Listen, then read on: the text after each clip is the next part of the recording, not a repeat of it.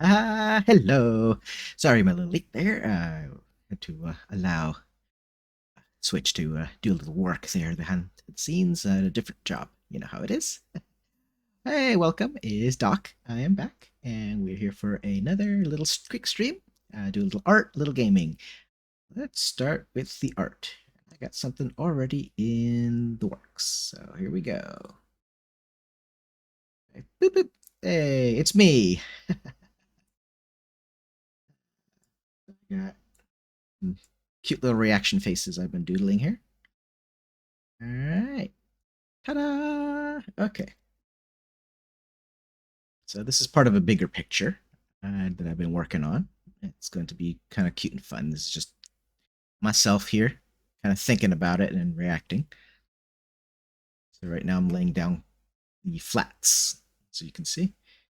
Big primary flat being my fur color, which is a nice brown. And now I'm putting my nice cute little highlights of gray hair. I'm gonna grab my tools so we can get working on this. All right. Okay, let's see here. Hello, Oh, hey, I got somebody on the line. Who do we have going? it is me, It Milton. is the great Miltonian. hmm How are we today? I am a bit drowsy, but all right. A little drowsy. Okay. Getting enough sleep? Yes, I think so. Okay. I've been getting some okay amount of sleep. Getting to sleep. Oh, that did nothing.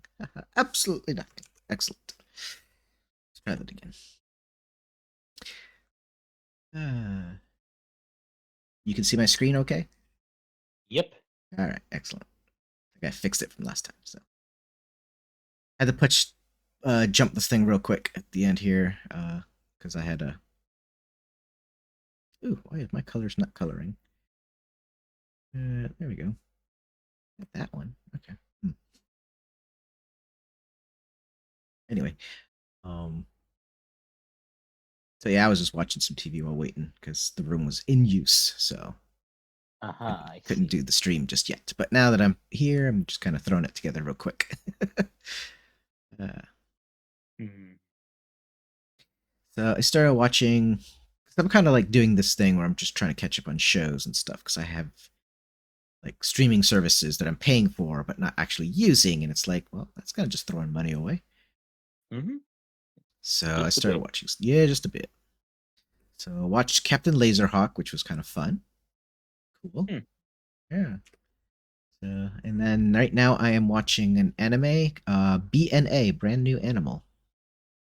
Yes, I've heard of that one. Yeah, this one's pretty cute, actually. I'm enjoying it very much.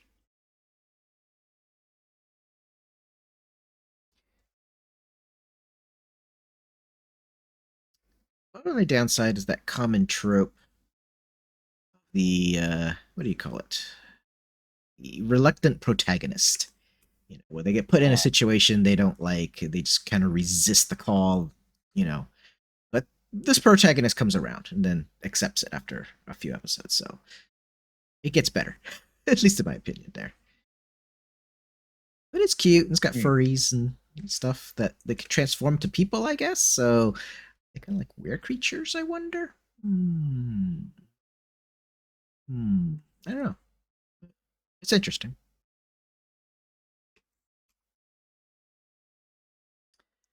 Are you watching anything interesting lately? Well, I started watching Invincible season 2. Ah. What do you think so far? It's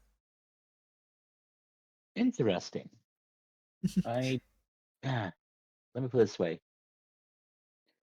I like Invincible better than The Boys, and I watched one episode of The Boys, didn't like it, turned it off Mm-hmm. because I think Invincible does the realistic superheroes thing well without Hello. making it hello blue without making it Hey. seem like you know all heroes must necessarily be absolute monsters.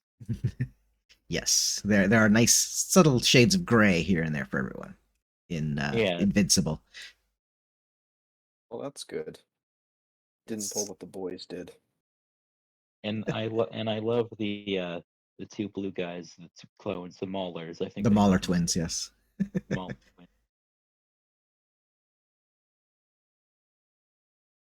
Yes. So how are you doing, Blue? It's been a quiet day, but a decent one. How about you two? Pretty good. Doing all Yeah. That's good to hear. Yeah, been one of those. It's kind of rainy where I am. Has been since last night, and yeah, it's one of those days where it's kind of hard to feel like doing much of anything because it just looks so awful outside. Mm. Mm. Everyone says at least it's not snow, but at least snow has, I don't know, a certain charm to it. Sure, it stinks when you have to get it off your car, but just cloudiness and rain? Nah, the heck with that. Understandable. It was raining earlier, so we got a cold front coming through.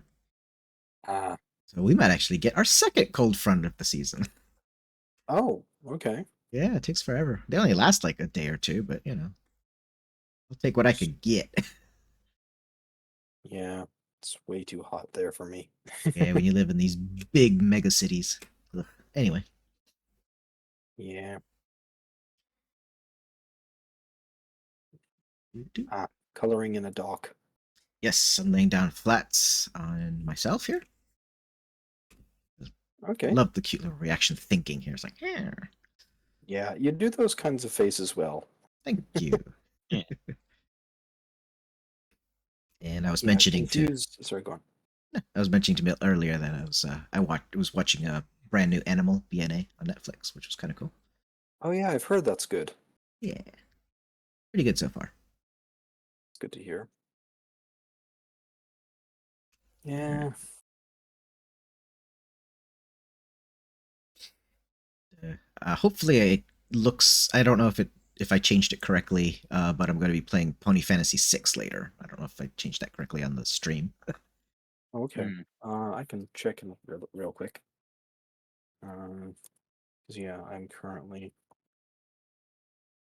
I'm kind of a little discombobulated in places because I couldn't get to the stream on time because Switch needed to do some work until 4 and needed the computer room for it. So, you know, Okay.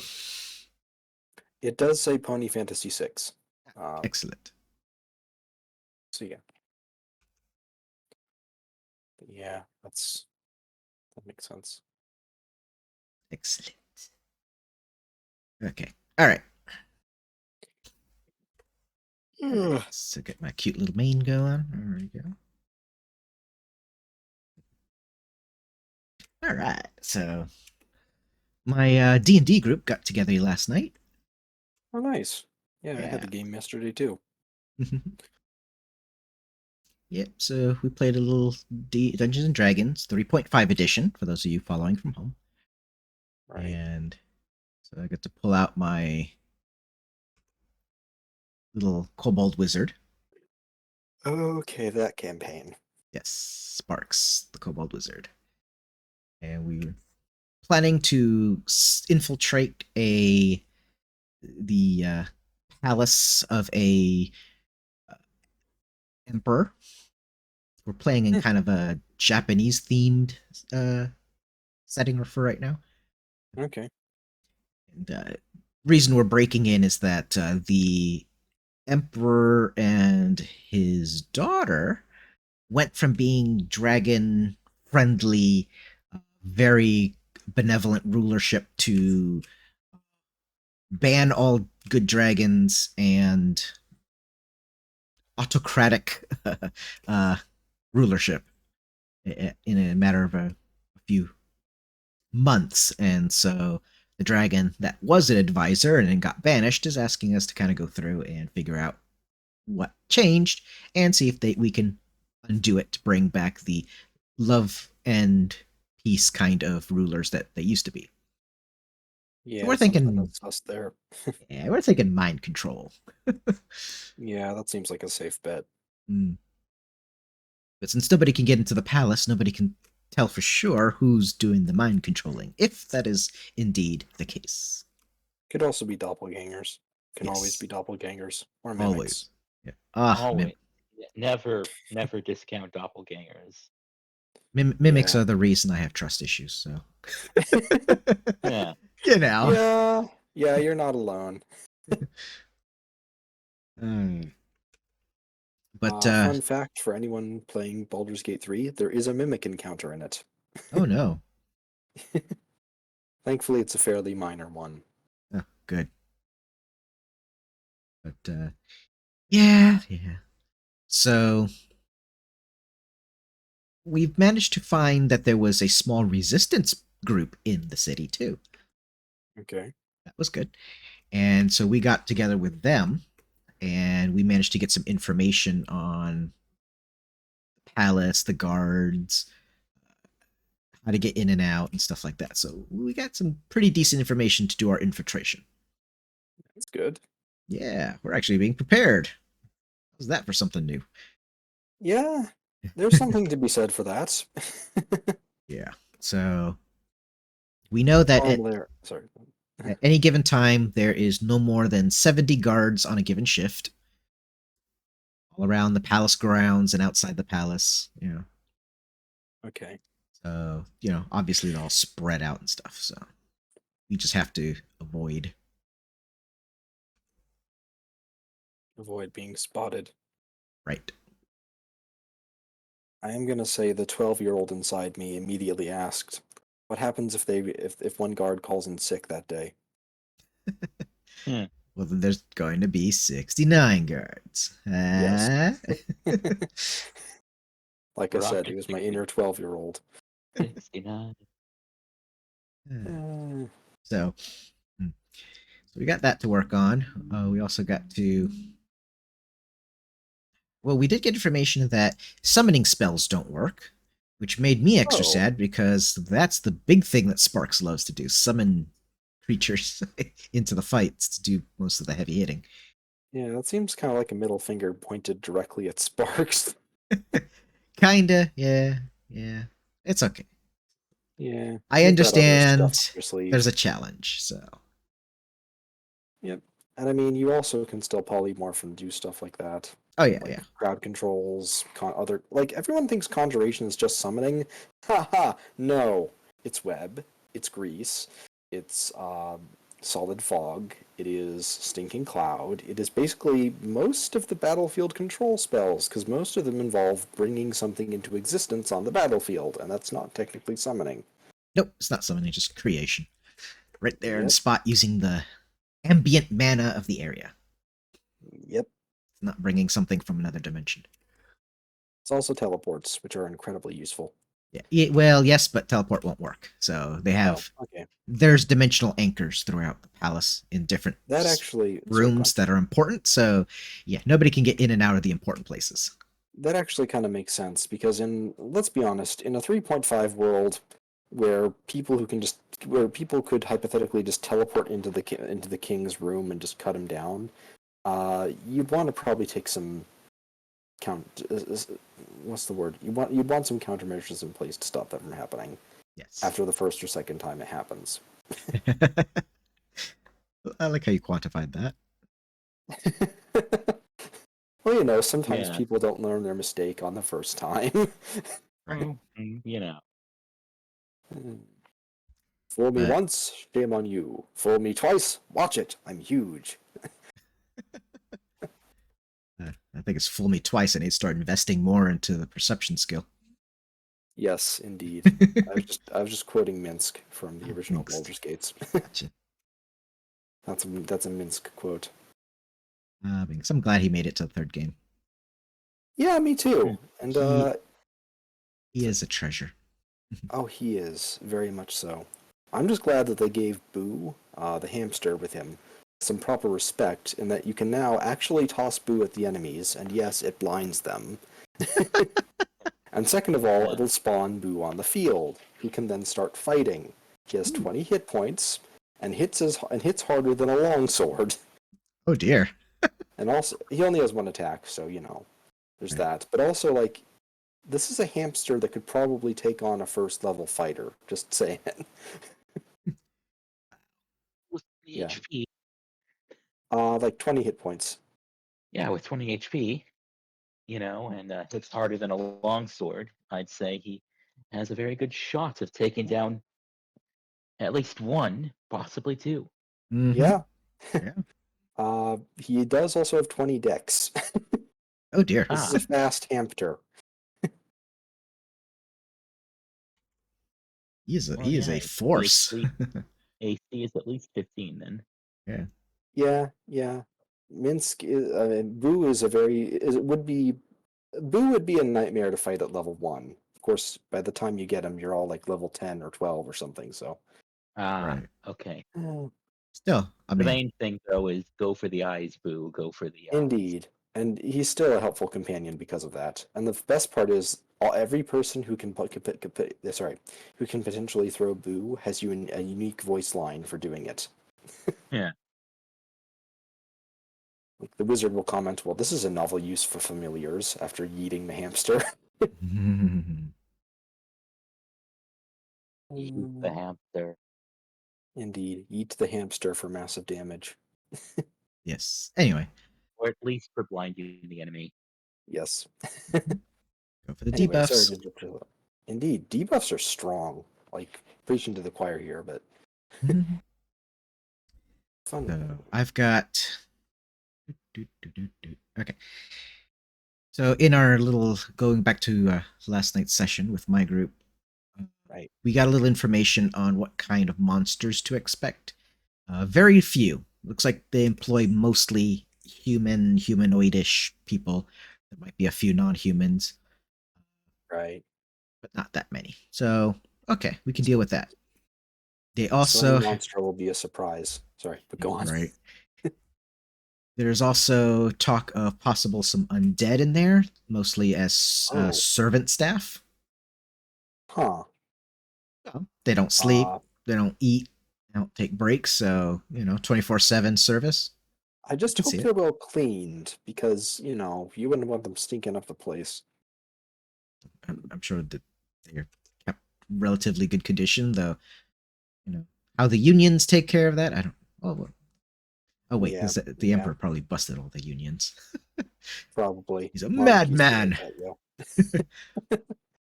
Hmm, So we gotta take care of that. Um, if there are any magical creatures, three possibilities. There's these multi-limbed lizard creatures called beers.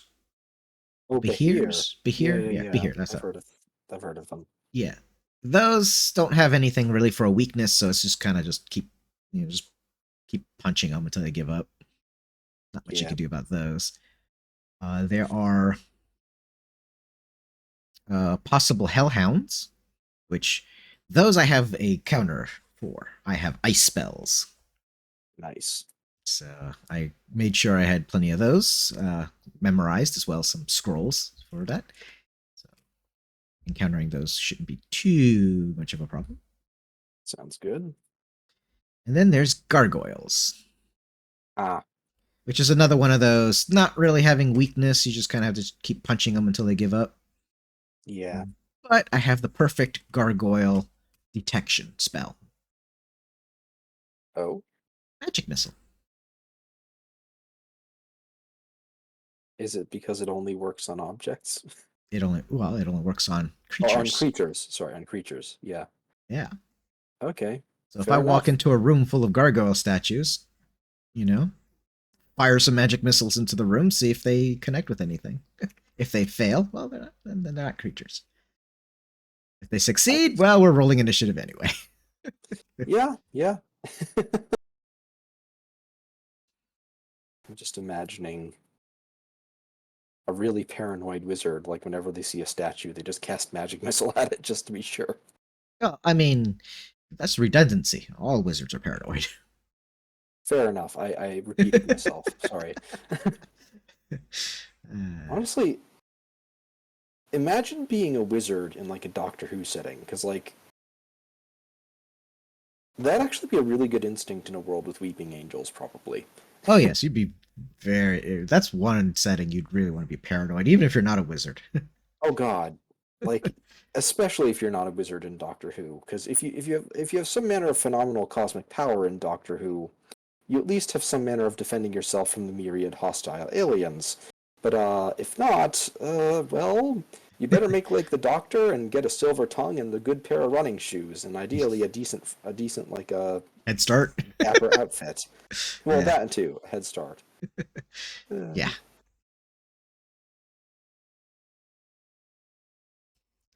Yeah, and hope that you have a few regenerations under your belt.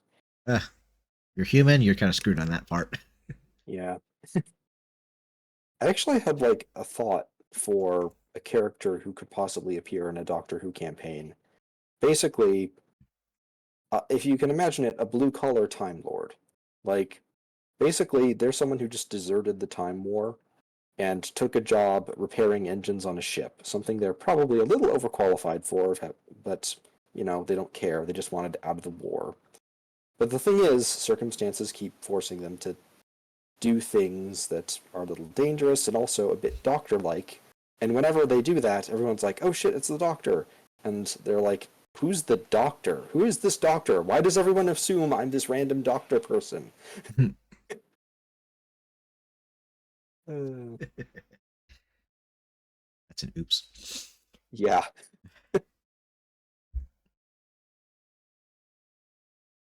Kind of the opposite of that episode where somebody specifically was trying to impersonate the Doctor. Oh, I I feel think it like was during the Tennant run. yeah. There was a guy. Wasn't it one of the Christmas specials or something? It was a while ago. I can't It's remember. been years since David Tennant was the Doctor, which is he Which is did what, that job so yeah, well. which made this just recent special just so interesting and so good. Right, because he reprised his role, right? Yeah, I thought I heard about that. Yeah, yeah. yeah. No spoilers. It's good. So That's good to hear. It's been a while since I've seen any Doctor Who. I stopped watching right about at the end of the Peter Capaldi era, oh, you and got farther than I did. well, I also didn't see much of Christopher Eccleston, so you might have seen more of the Ninth Doctor than me. But I saw some of Tennant's, most of Matt Smith's, though I avoided any episode with the silence in it because that's spooky. Uh, Fair. and though I read about what happened, of course. Yes, I am just slightly a bit of a coward when it comes to aliens, It's ironically. okay. But and then I saw a lot of Peter Capaldi, and then kind of stopped around the time that, spoilers, Clara left. Hmm. Uh, I but saw. Yeah, I've yeah, go seen on. most of Tennant. I've missed a few of Tennant's episodes. Seen most of Smith's, and I kind of fell off the wagon just as Capaldi started. It's kind of a shame. He seemed like he was a good fit for the role. Yeah. I admit I kind of Y- fell off right about Capaldi started. yeah. I mean that's fair. He was a very different kind of doctor, but Oh, sure. I think he did the job pretty well. Uh, I'd say if we were to use D&D alignment for this, where Matt Smith was more like chaotic good, uh, Peter Capaldi was a little more crotchety at heart, like good, but trying harder to be. Okay. Like that's actually part of his character arc, figuring out if he's a good man or not. So that's his alignment. Crotchety good. Crotchety, crotchety working on good. Let's just say his companions tend to make sure that actually happens. Okay. At Crotchety least good. steps up to Good. the role, of course. Right. But yeah, he had some. There were some truly hilarious moments, as there always are. Mhm. I'm remembering one of his lines in this one special involving like the Zygons, and he's talking to someone and says, and somehow the subject of whether or not he's always on top of things comes up, and his companion's like, not always, and they're like, really? And he says, I once invented an invisible watch. Spot the design flaw. Oh lord, Ah, yeah. That's Thing is, good. you can't yeah, spot the not exactly design flaw. useful, that one. Mm-mm. Yeah, not really. It's okay. Mm, He would have figured it out. It's just a matter of time. oh yeah. Uh, Not sure, tough crowd. Okay. oh, I just Ah, got it. Okay. see, I was just dumb and took that literally. It's like, yeah, it would just be a matter of time. Oh, you see, my reaction was delayed. Delayed blast punnery. I timed out. Uh, Let's give it a minute. IR, IRL lag. Yeah, Yes. that's a Oh, real thing. it is. I can confirm. uh, yeah. Incidentally, I was gonna say this, but you fell off the doctor wagon? The dock wagon? Right? Mm, Ba-da-ba-ba-da-ba. yeah. I'm doing this wrong.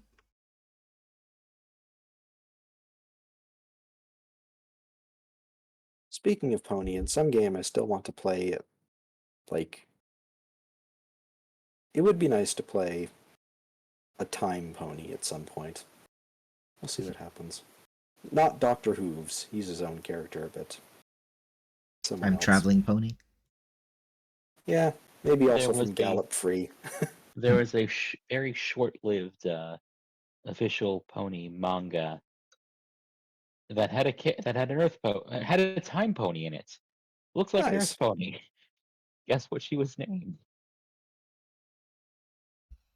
What was she named? I'm actually kind of blanking. Star Chaser. Oh my god. Not another Star Chaser. Ah, It's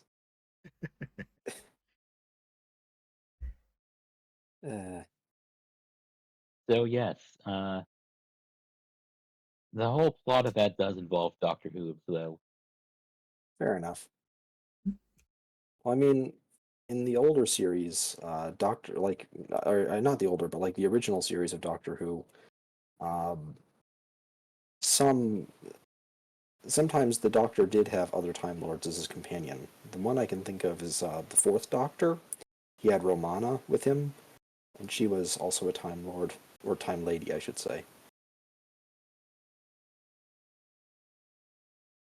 Um, Gotcha. yeah, I think that's the only one I can think of off the top of my head. There might have been some others. I did see some of the more famous Tom Baker runs, or like serials, and also some of the John Pertwee's. My mom's first doctor was John Pertwee, so she made sure I was educated properly. Yeah. Yeah. I grew up watching the Baker. Yeah, Tom Baker was good. Mm, All right. So yeah, over here is the main image. nice. We have Yeah, you said there are multiple panels, right? yep, yep. So these are face reactions to a conversation they're having. Huh.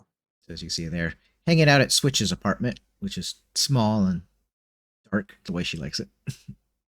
Fair enough. So I am just Oh, simply, she uses dark mode, I see. yeah, everything's dark mode. Fair. I concur with that myself. I don't have any lights on in my apartment right now. I'm Huh. enjoying the spooky atmosphere that comes from, well, the cloudy. It's overcast outside. Yeah, overcast out here too. But I have some lights on. I don't know. My brain does not do well with spoopy vibes. Hmm. It's kind of too good at making them, if that makes sense. I'll write a mime on. Where do you think I got the idea for that character? Let's be honest, Milts. Dun dun dun. We all put a little bit of ourselves into our characters, Mm-hmm. which is yeah. I can definitely see some parts of you in Captain Ripley. Hmm. from what I've The heard. bombasticity. Yeah, a bit of that.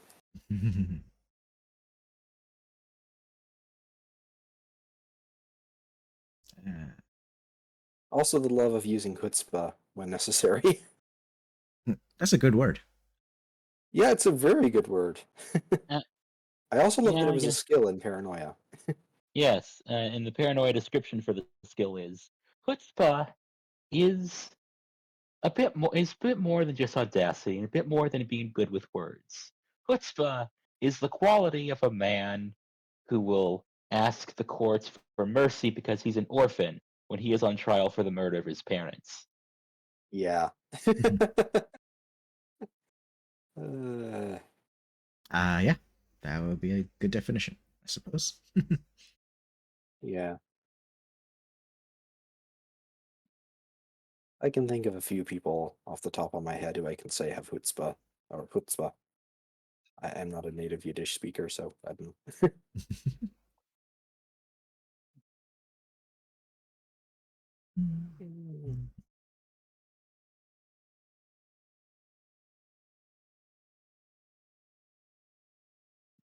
I wonder what Doc was looking at on his little tablet there.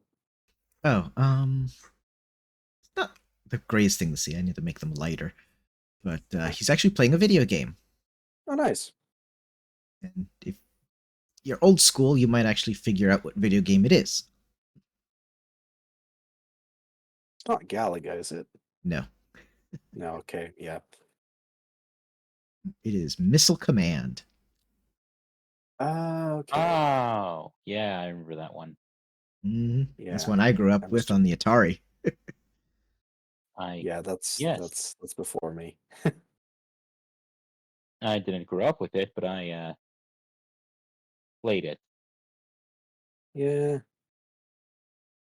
Most of the time when I was younger, I played like RPGs and stuff. I didn't play a lot of classic games or like controller or console stuff.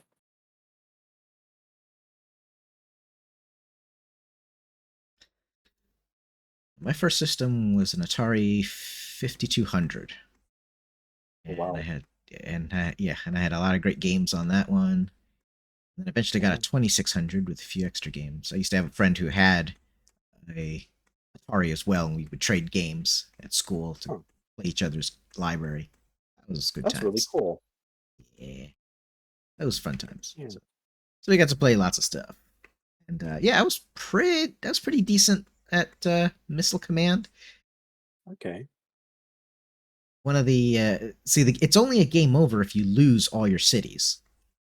So Oh. when you get to like the really high level, one of the things that you can do, and this is like a pro gamer move, is just put 100% of your resources protecting one city and just let all the other cities get blown up.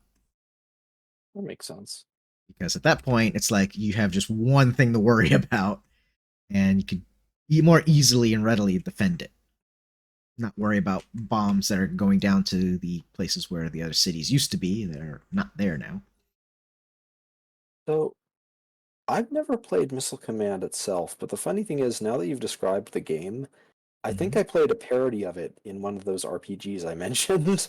Ah, Like it switched to a mini game where you were playing Missile Command or something, okay. or a parody of it. Mm-hmm. And I remember, I had to use the same strategy at one point because, yeah, I remember like everything was going down, and I'm like, well, may as well focus on one thing, and I think it worked. But Yeah. this was a while ago. Maybe this is just self-serving memory.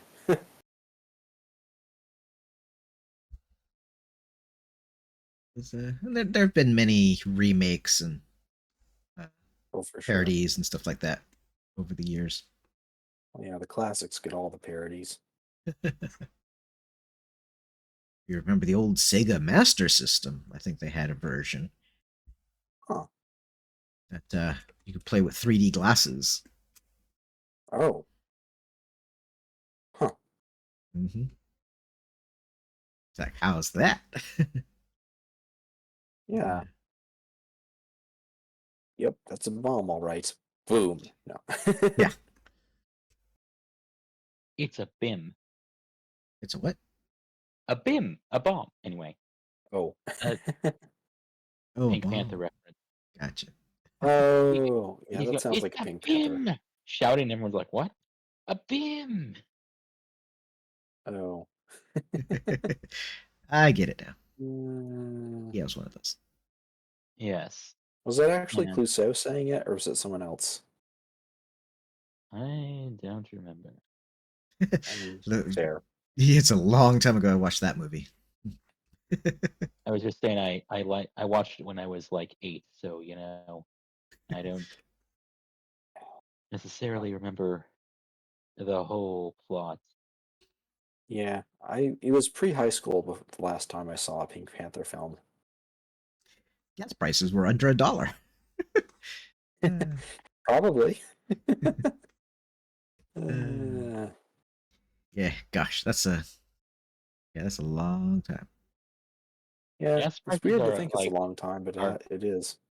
gas prices are like 269 here now, Yeah, they Mm. come down a little bit. which is a lot. Which is it was almost $4 at one point, Oh, yikes. but now and you know what's funny? All those "I did that" stickers have disappeared. You know the Now the ones. gas prices are down again. Oh, We don't have to mention names of that, but we know what we're wait, talking about. I did that? I don't get it. I'll tell you when you're older. Just kidding. Actually, I have Well, some of Gee, those. thanks a lot. Economics. They don't teach enough of it in school. They really don't. no, They don't teach enough of like just basic finance in school. Oh man, it would have been. I would have loved if they taught like a basic class on how to like file taxes, because that's something I had to learn on my own. Oh my God. Yeah, same. Or how to file taxes, and also just like how to make a budget and how to balance it. Something as simple as that. Because like that wasn't even on my curriculum when I was in school. there are some schools do offer classes like that. Issue is Yeah. everyone complains about them. My question, I don't know. I don't feel like I would have complained about that as a teen because it's just like math but easier, right? I mean, it's Kind of. mostly. Well, like Yeah, compared to trigonometry is my point.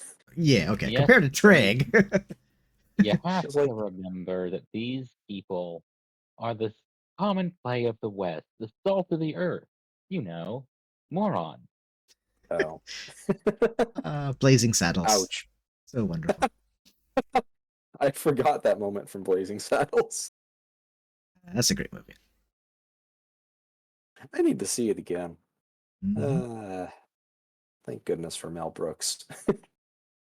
Ah, yes, bless his heart. Yep.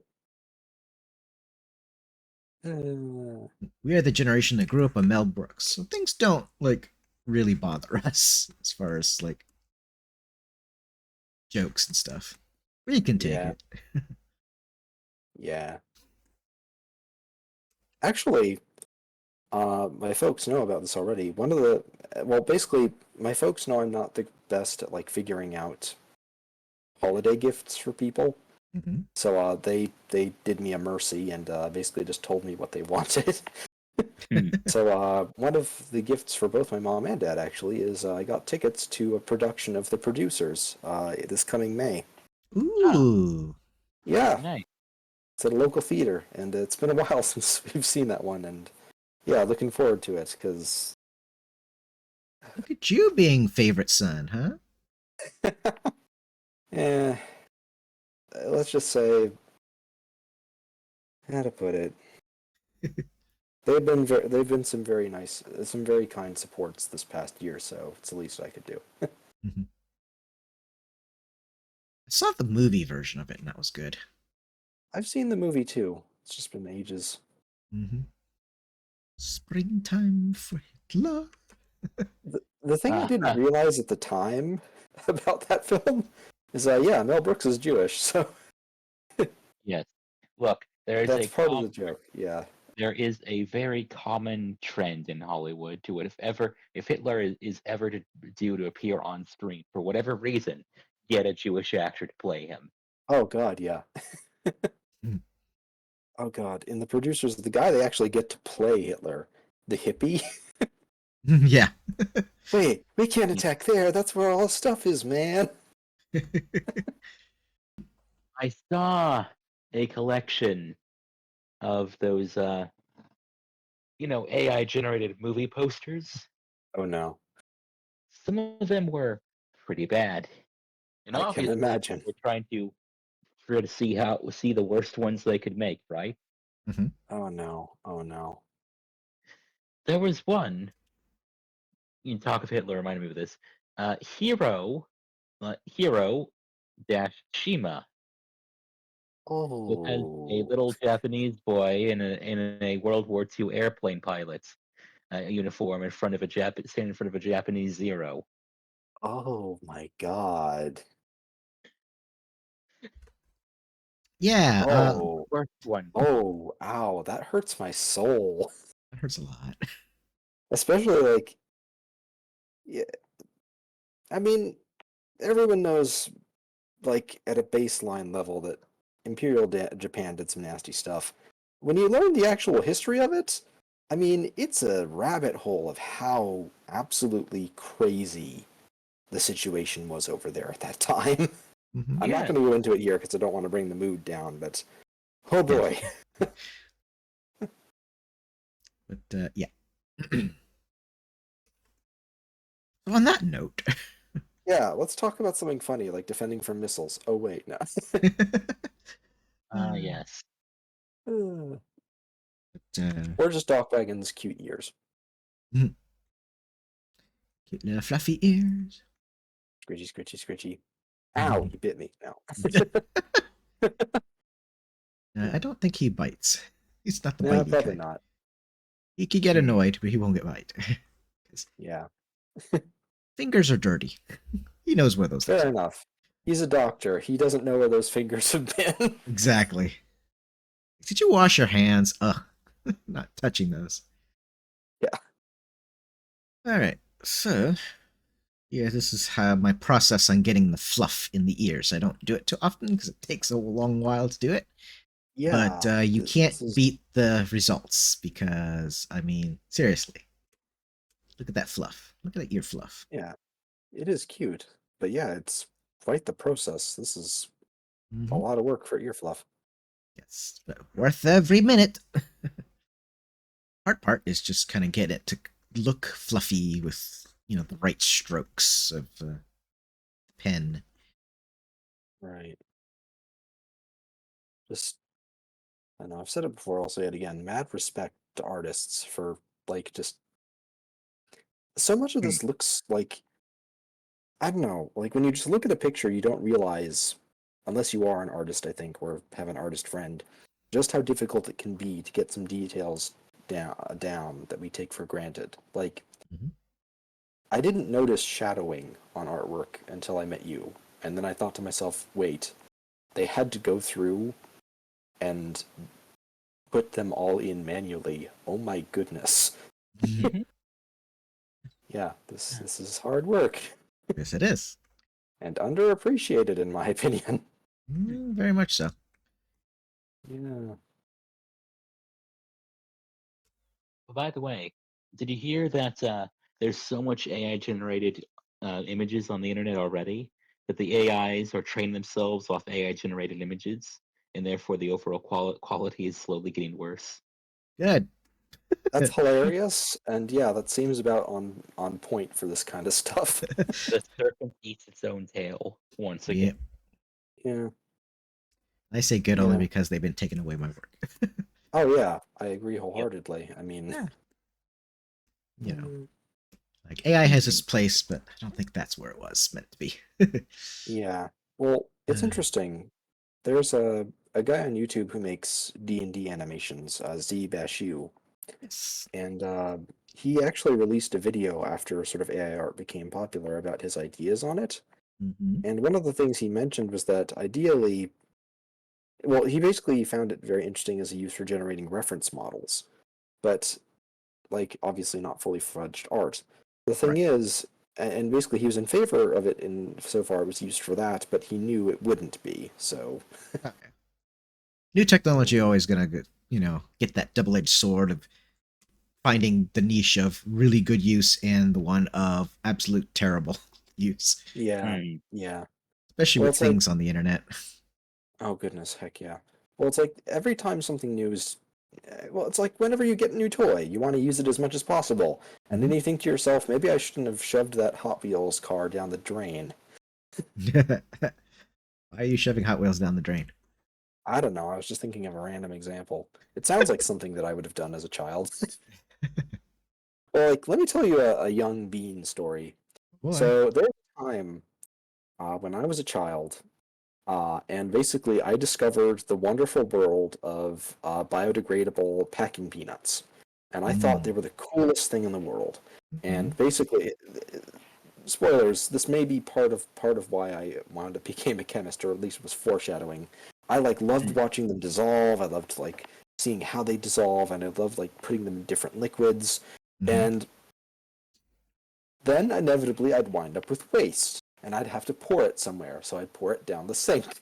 Oh At no. Oh. which point all that water would evaporate, and it would, much to my surprised Pikachu face, turn into like inside the pipes a solid blockage. And my folks had to call a plumber because of that. Yeah, They, that'll happen. yeah, we both learned a lesson that day, and I was never given free rein with biodegradable packing peanuts again. Hmm. Oh.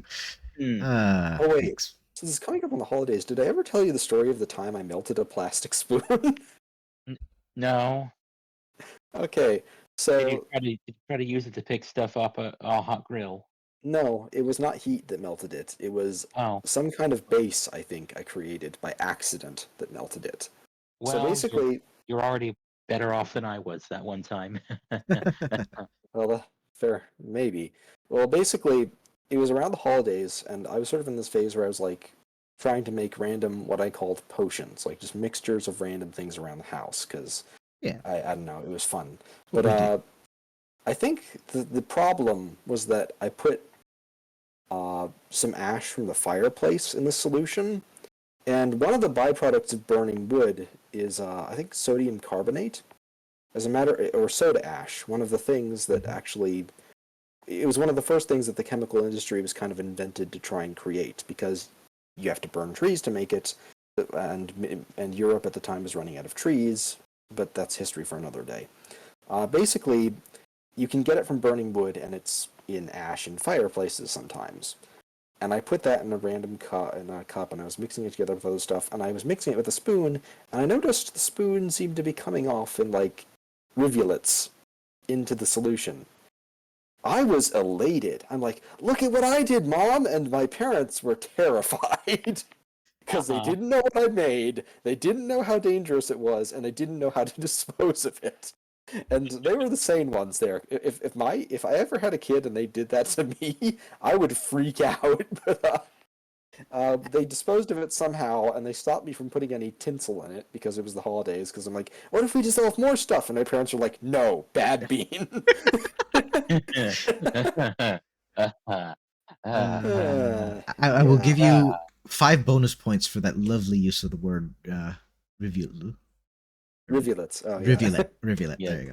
My tongue tied. yeah, yeah. See, I just tried to flip bacon with a plastic fork.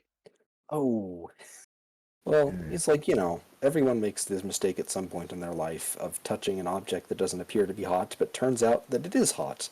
And mhm. yeah, freaking hurts.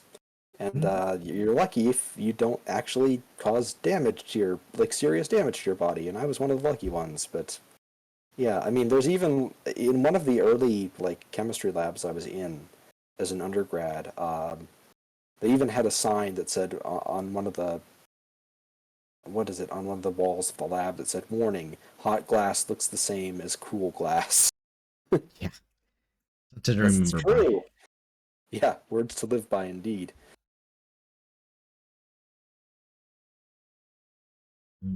Same thing applies to metal most of the time in a cooking environment, unless it's like the actual burner.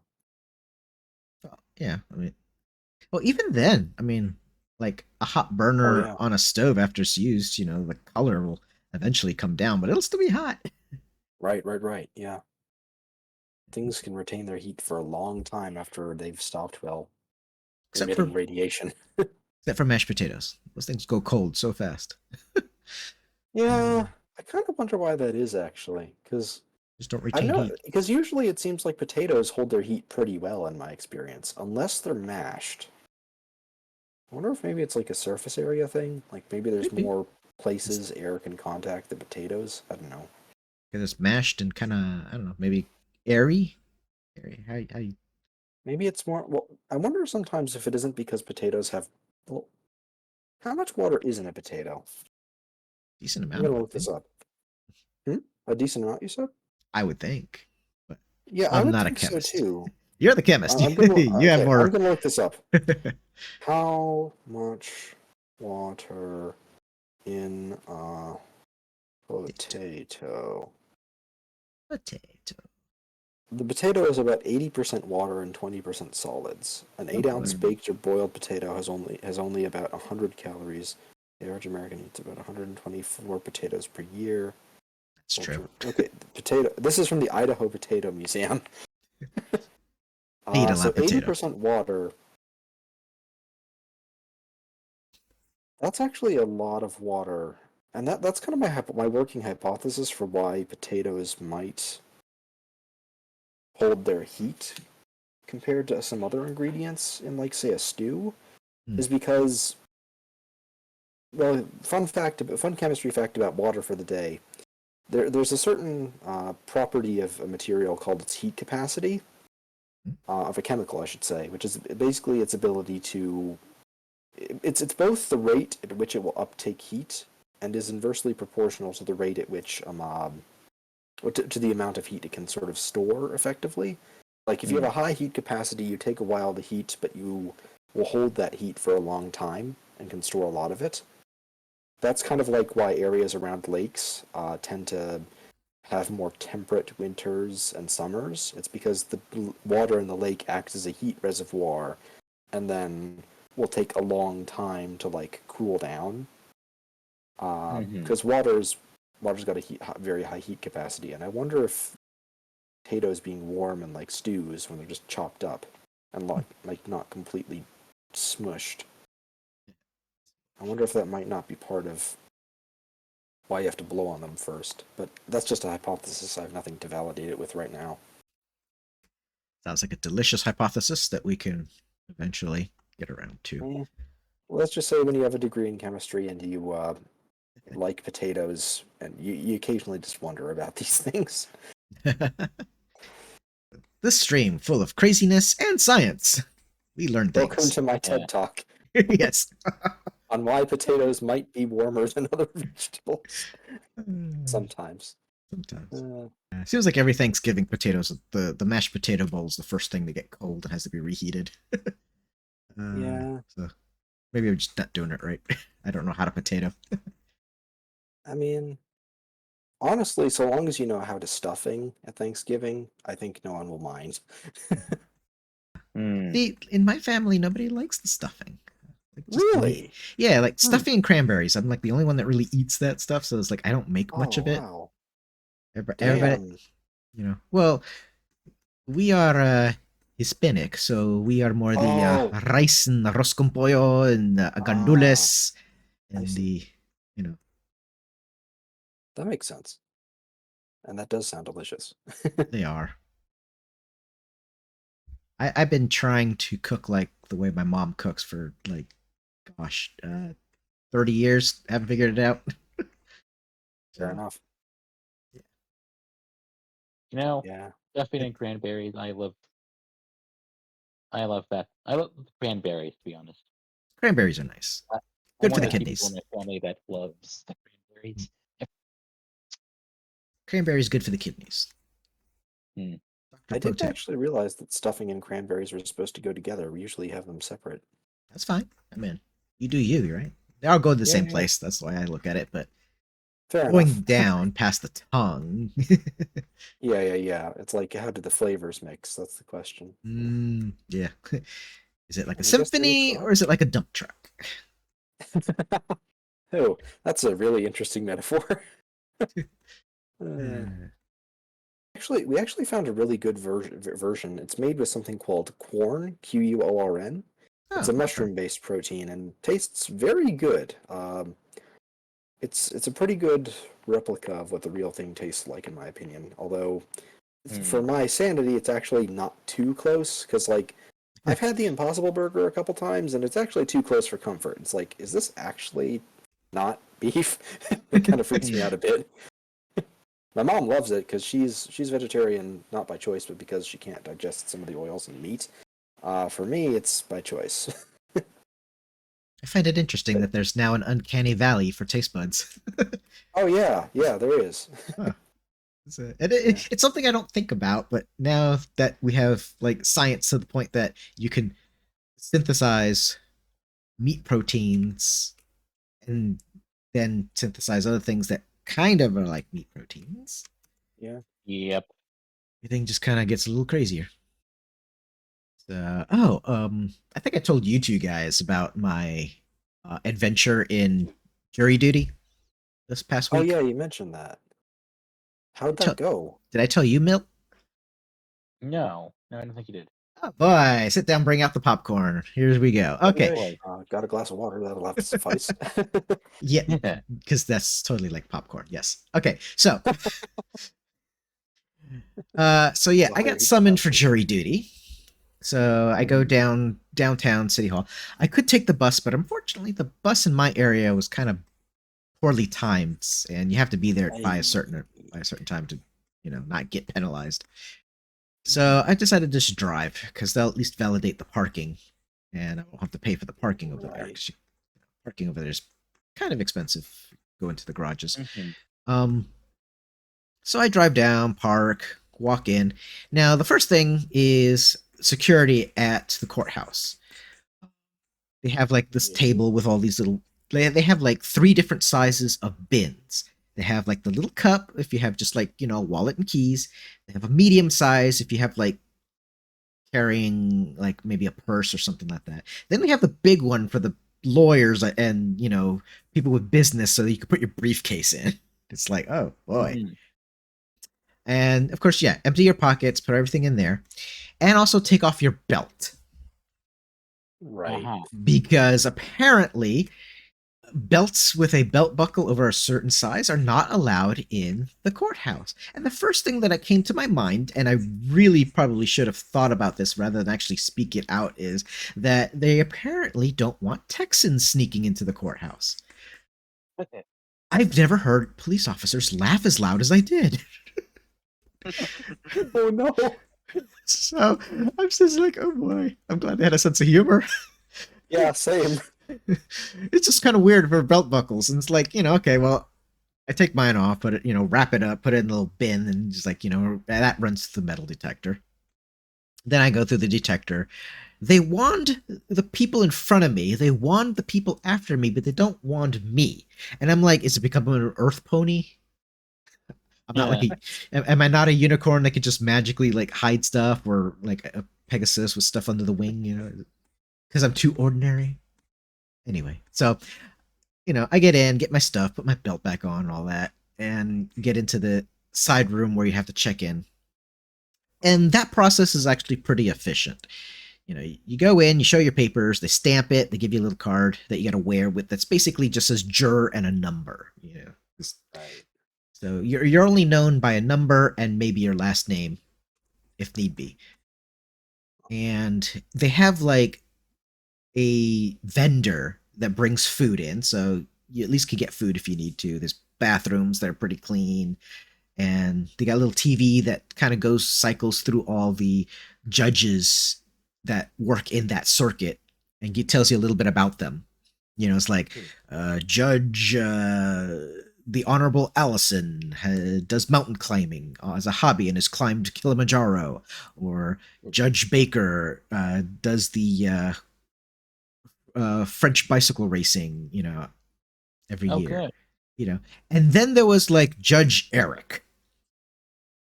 It was like Judge Eric got their judgeship this year. That was it. The rest of the card was blank, and I'm like, Oh. is he new or is he like the mystery judge that you could get? Oh. I It kind of was feel bad for the guy. well, I don't know if that was just like an accident or if it's intentional, but just like it felt like there's something off about this guy. It's like, yeah, you know, like maybe this was like just one of those judges that just like were private and just did not want to say anything Right. about them. Maybe they were new and they didn't have a card with the whole thing to put on the TV, you know. Or Right. maybe it's just like you know, it's the evil bonus judge. You know, you get this judge and you're in for a real treat because this is the guy that gets the weird cases. Could be an alien from another planet. You know, I am judge. Yes, Or a judge for an Mm. interplanetary court. court. Yeah. Oh, so I don't know. So there's a lot of people there, but there were 7 judges that were on site that needed juries. And I look around the room, and they're gonna call usually around 14 to 16 people to you know Right. pad through to whittle it down to how many people they need for. And looking around, yeah, it looks like everybody's gonna get called up at some point, probably. Mm. And that's just 7 now. There could be more that show up later. So, um, I get called out of group 2, so I go over, and which was kind of cool because I didn't really want to serve more than just my one day. I didn't want to get put on like on a case for several days and stuff because you know I like my Right. job and I'm kind of filling in for the entire a site of like another town to do their work. Oh. So yeah, I'm the backup. If I'm not there at work doing work, everything's gonna Yeah. get so far behind because I do payroll for my department, and I was Oh. doing payroll for this other department I was covering because they went on vacation. So I'm covering 2 different payroll departments. Well, Yeah, you I'm don't glad want I to didn't get back picked up. for group 3 because group 3 apparently got a long case that was going to be a week long. So Oh God. yeah, that was interesting. I did learn that we do have a division in there for grand juries, and they work a little bit than different than regular juries because grand juries aren't there to convict; they're just there to decide if there's enough evidence for an indictment. Those juries get to go to Okay. the top floor, so they get Huh. the penthouse. Of course, that's also one of those things that if you get called on a grand jury, I will say this now: have a strong stomach, or you may not survive it. Mm. I have not served on a grand jury, but I know people who do. They will show you things like crime scene photos, the Oh. the victims, and Oh. yeah, things aren't covered. Like one of the people I know served on a grand jury for a case where a guy did not want to take no for an answer when his girlfriend uh, decided to break up with him, so he took a ball Oh. peen hammer to her head. And Oh. my friend had, when he sat on the grand jury, had to look through photos of what she looked like post hammer. Oh my God. That kind of thing changes a person. So, yeah. Yeah. And it seems like something that's like, no, sorry, Yeah, no. from what my friend said, that yeah, because of those kind of circumstances, if you're not able to handle something like that, the judge will usually excuse you, put you on something a little better, like a regular jury. Uh, Mm. Okay. You so know, that a kind of jury stuff. for a Yeah, guy who just, yeah, robbed several stores. yeah, something light. Uh, anyway, we get called up, and we don't know where our case is yet. But when we get to the uh, courtroom, they're not ready for us. They're doing some other case in front of us, so we're waiting out in the lobby, and it takes like over an hour waiting. Oh my God. And they got people Oof. going in and out of that courtroom. I don't know what I was doing, but it was something, and it sounded like paperwork. So okay. Mm. Eventually, they get done. They empty the courtroom. A quick recess is called, and then eventually we get pulled in. And I forget the term for what it is when they pick juries. It's like it's a 2-word Latin phrase, and Yeah, I you wouldn't know. essentially you get asked questions. The judge will usually start, because I've been on juries before. The judge will usually start and ask a few questions like, okay, do you know? They'll ask you things about like court proceedings and stuff to kind of gauge how much you know, and then ask you, uh, can you be impartial if a situation like this happened? And given that this day and age of this climate, they even ask about how you feel about if, like, say, a police officer was testifying. Can you be impartial for that? Mhm. And then the various lawyers of the two sides get to ask their questions, and they're all taking notes, and they're judging you, basically how impartial you are, how well can you like give a fair verdict, would you kind of be good for their case, but not too good that the other side's gonna want to like throw you out, that kind of thing. Mhm.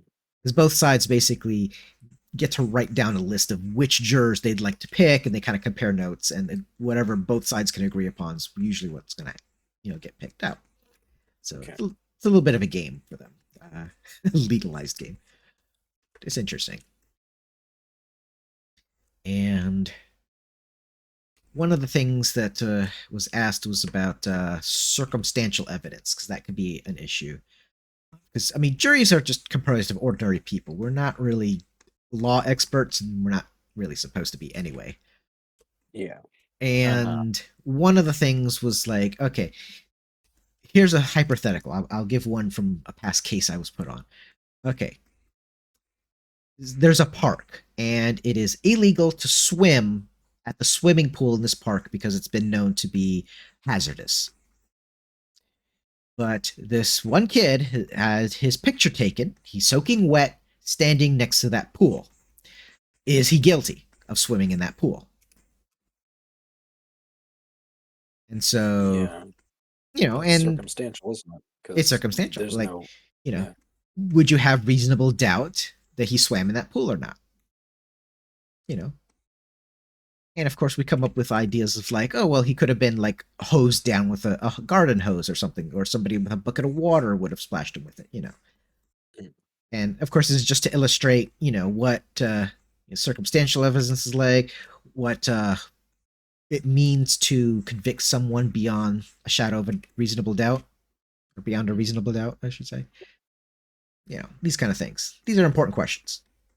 Yeah, for sure. So, after going through all that and, everybody asking their questions and stuff, we go to a lunch recess. So I go out downtown. I have no idea. I don't eat downtown. I don't like being downtown. So, like, Sure. thanks for whoever the invention of smartphones, because this is where a smartphone gets really good use. Yeah, this is what smartphones are for. I pull up the map on my smartphone and I start looking up, local eateries and stuff like that. And I find a little sandwich shop that's like, oh, okay, I can get a sandwich. It's not too heavy. It'll feed me. It'll be good. It's affordable. Mhm. Great. So, I walk down.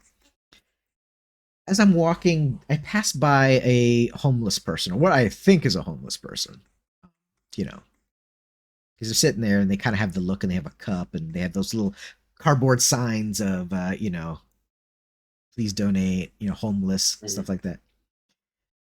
And as I'm walking by, the person says hello. And I just kind of, and I'm just being nice, but just like, oh, yeah, hi, as I walk by. So I got your call earlier, and I stopped and I'm like, what? But yeah, I'm just going to have to say that. And they start talking to someone. I turn back, and this person has an earpiece. They have a cordless, headphone thing, and they're talking to someone Oh. on a cell phone. And I'm like, So my thought as I continue walking down, because you only get an hour for lunch, and I don't want to stop here and ask questions. Like, Yeah. okay, either this is a homeless person who has a cell phone, which I mean, possible, or maybe I walk by an undercover cop. uh, Oh. I kind of wondered, you know. So I get my sandwich. It was good. It was a turkey club, so nice turkey Yeah. with a little bacon, lettuce, tomato. Eat my sandwich. On the way back, that person was not there, so okay. They left. And get back to the courthouse. We get upstairs. We get called back in, and they pick the jury. One guy who was in there was a lawyer. Not only was he a lawyer, but he's tried cases in front of the judge. So the judge and him knew each other. He was obviously not getting picked, so he was dismissed. Yeah. They dismissed someone who did not speak very good English. Uh-huh.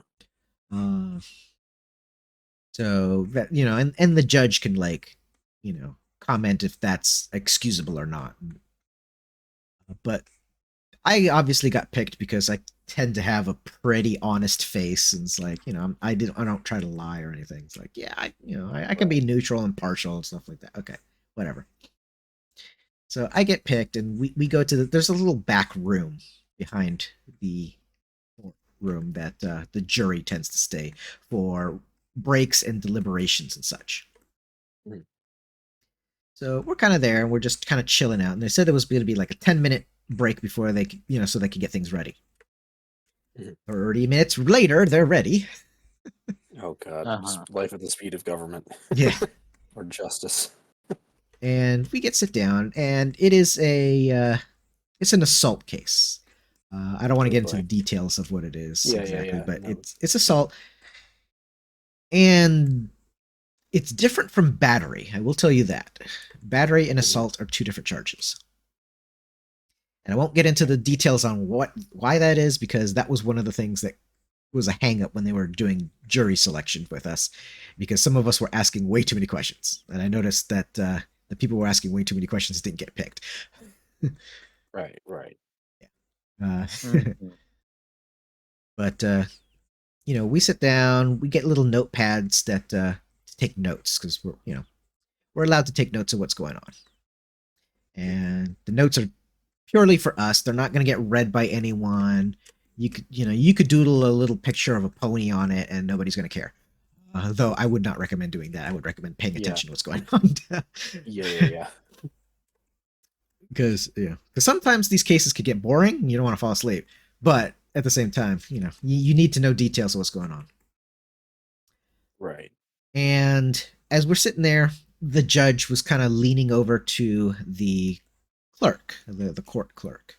The job of the court clerk is to make sure things are running smoothly. There's no like issues with microphones or anything, because everything gets recorded.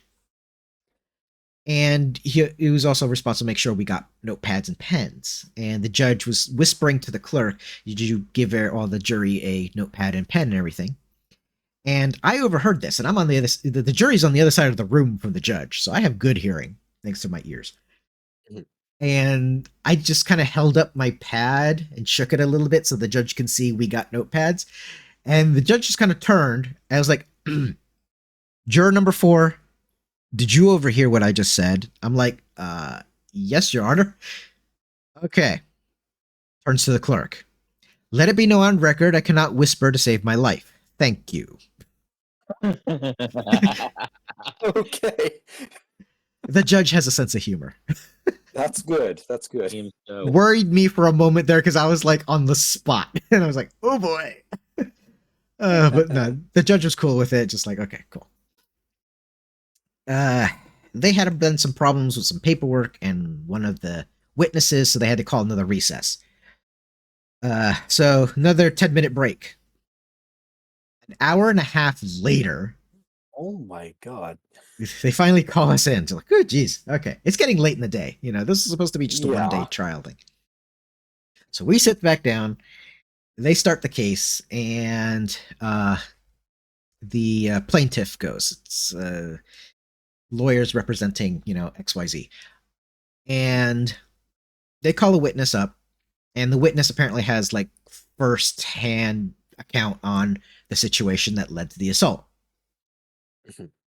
So the witness starts giving their testimony, what's going on, and plaintiffs asks, the lawyers asking questions, trying to be, just what happens next? What did you do then? Trying not to lead them into anything, but just kind of moving it along. And then they said something, and not to give details of the case, of course, because It's Yeah. not like we sign an NDA that we can't talk about the court case. It's just I don't like talking about cases too in detail, just as a personal That matter. seems wise. Uh, they said something particular about the incident that happened, and the lawyer for the defense. I will say that the video game Phoenix Wright, there's there's that rare instance that something happens in the real courtroom that reminds me of the video game, because that defense lawyer just slammed his hands on the table and says, "Objection, Your Honor, may we approach the bench?" And I was like, oh, approach the bench. Okay, that's good. That's an interesting one.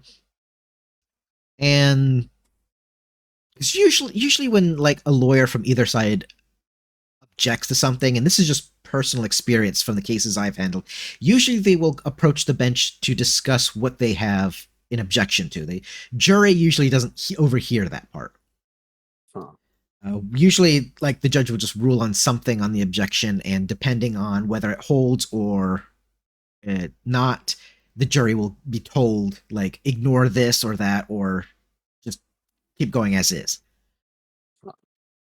An interesting thing, though, because everything's recorded, the judge has a discretionary button they can push that will create a loud white noise. Oh. So you can't overhear anything that the lawyers and the judge are, discussing at the judge's bench. So we're just sitting here in the back and we're just hearing shh, the entire time. You can't hear anything. Yeah. And this is not something that even my ears could help. I could maybe pick out some syllables here and there, but yeah, it's not enough. And they get into it's almost getting heated because the two lawyers are comparing notes. So there's something going on.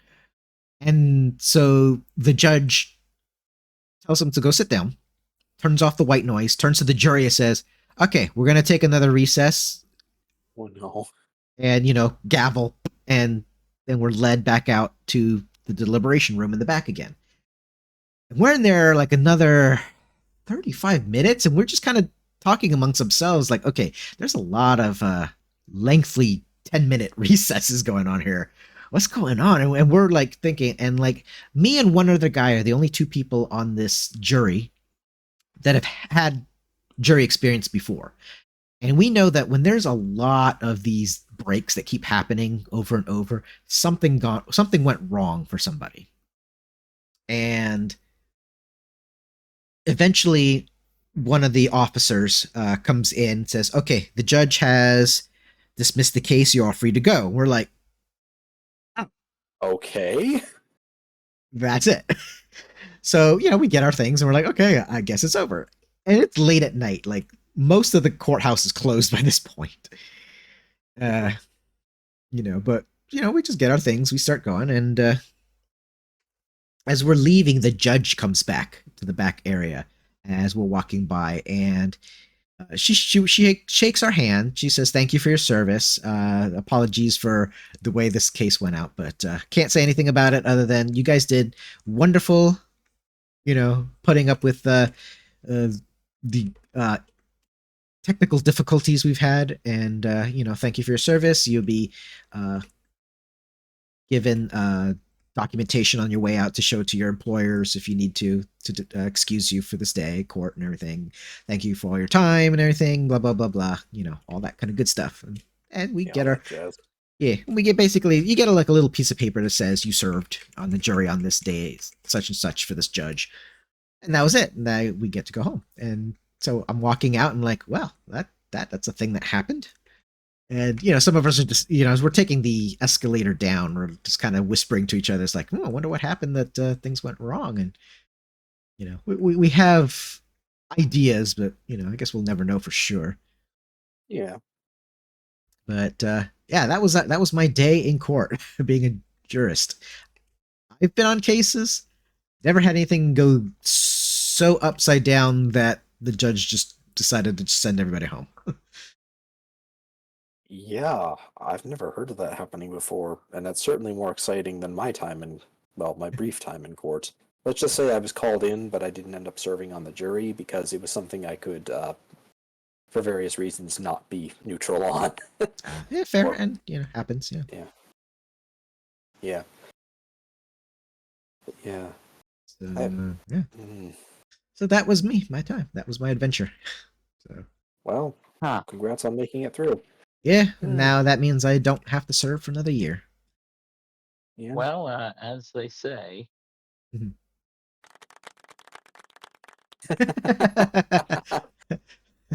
Clap oh, sound effect. yes.